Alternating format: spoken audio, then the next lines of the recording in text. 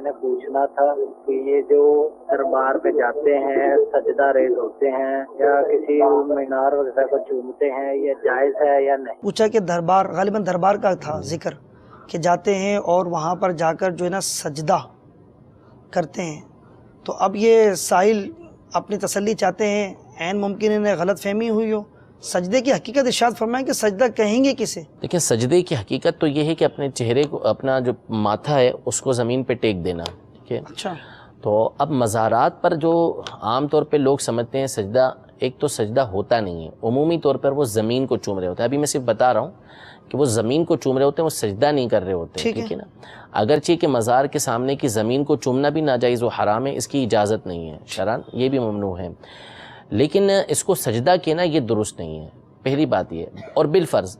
اگر کوئی جاہل شخص جس کو علم نہیں ہے اور وہ مزار کے سامنے سجدہ کرتا ہے تو ہرگز علماء اہل سنت اس بات کی اجازت نہیں دیتے کہ اس کا یہ سجدہ کرنا درست ہے۔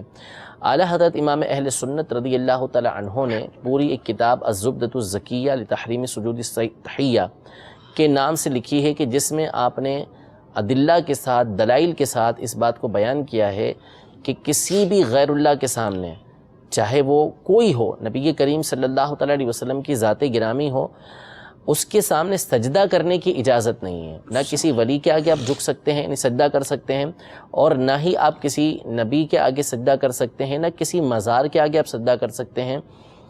ایک ہی سجدہ وہ کہ جو عبادت کی نیت سے ہے، ٹھیک، یعنی سامنے والے کو آپ معبود سمجھ کر اس کے سامنے جھکتے ہیں اور سجدہ کرتے ہیں، تو اس صورت میں جو سجدہ کرے گا یہ تو سجدہ ہوگا عبادت کا، اور یہ سجدہ ہمیشہ سے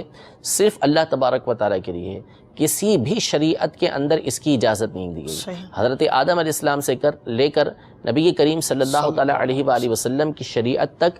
ہر شریعت کے اندر سجدہ جو عبادت کا ہے اس کو شرک ہی قرار دیا گیا، وہ صرف اور صرف اللہ تبارک و تعالیٰ کے لیے۔ اور دوسرا سجدہ ہوتا ہے کہ جس میں بندہ سامنے والے کے سامنے جھک گیا اور اس نے باقاعدہ جو ہے وہ پیشانی زمین پر لگا دی، اور اس میں وہ سامنے والے کو معبود نہیں سمجھ رہا، صرف اس کی تعظیم کے لیے جھکا ہے، تو ایسا سجدہ پچھلی شریعتوں کے اندر تو حلال تھا، یعنی حضرت آدم علیہ السلام کو فرشتوں نے سجدہ کیا، حضرت یوسف علیہ السلام کو ان کے بھائیوں نے، والد اور والدہ نے سجدہ کیا،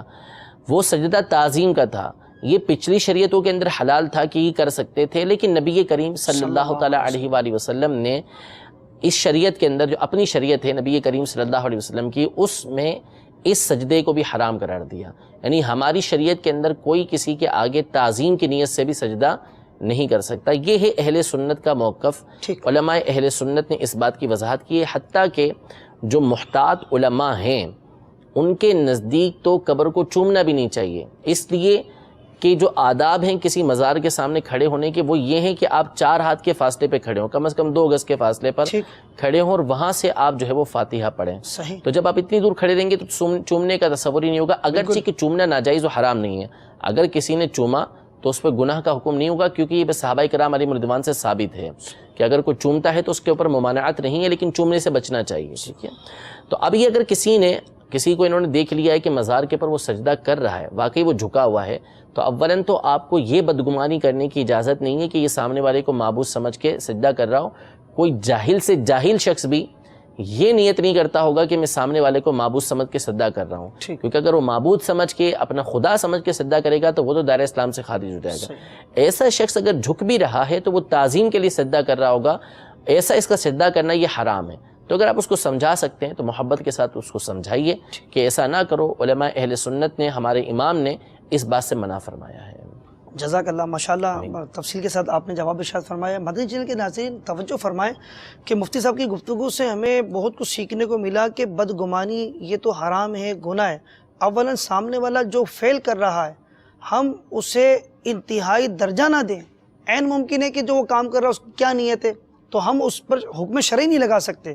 اور دوسری بات یہ ہے کہ ایسے لوگوں کو سمجھایا جائے، آپ سمجھدار ہیں، آپ کو پتہ ہے کہ یہ برائی ہے، تو پیار محبت کے ساتھ اسے سمجھایا جائے۔ یہاں پر ایک غلط فہمی یہ بھی ہوتی ہے کہ ایک کے فعل کو لے کر وہ پورا کا پورا جو ہے نا وہ، یعنی یوں سمجھ لیں کہ مسلمانوں پر اس کو چسپا کر دیا جاتا ہے کہ مسلمان کرتے ایسا ہے۔ اس بارے میں ازالہ فرمائیں۔ عرض کی نا کہ اصل چیز جو بیان کی وہ علماء اہل سنت نے بیان کیا۔ اب مسلمان مسلمان اگر کوئی غلط کام کرتا ہے، کسی غیر مسلم کے ساتھ چیٹنگ کرتا ہے، اس کو دھوکہ دہی دیتا ہے، تو اس کو اسلام کا فعل نہیں کہا جائے گا۔ اس کو یہ نہیں کہا جائے گا کہ اسلام کی تعلیم یہ ہے، وہ اس مسلمان کا اپنا فعل ہے۔ اسلام نے غیر مسلم کو دھوکہ دینے سے منع کیا ہے، غیر مسلم پر ظلم کرنے سے منع کیا ہے۔ اگر کوئی مسلمان اس طریقے سے کر رہا ہے تو وہ اس کا پرسنل فعل ہے، اس کا اپنا ذاتی کام ہے، آپ اس کو اسلام کی تعلیمات نہیں کہہ سکتے۔ تو اسی طرح اہل سنت کے اندر سے اگر کوئی اس طرح کا کام بالفرض کرتا بھی ہے، بالفرض اولاً تو ہے نہیں ایسا، یہ غلط فہمیاں ہیں، کہیں جاہل اجہل لوگ اس طرح کر ڈالتے ہیں تو وہ ایک الگ معاملہ ہے۔ اگر ایسا ہے بھی تو آپ جو اہل سنت کے ائمہ ہیں، جو علماء ہیں، ان کی تعلیمات کو دیکھیں، ان کے فتاویٰ کو دیکھیں کہ انہوں نے اس حوالے سے کیا فتویٰ دیا ہے۔ اس لیے میں نے 3-4 بار یہ عرض کیا کہ ہمارے امام کی کتاب اس پر ہے، ہمارے علماء نے یہ ارشاد فرمایا ہے۔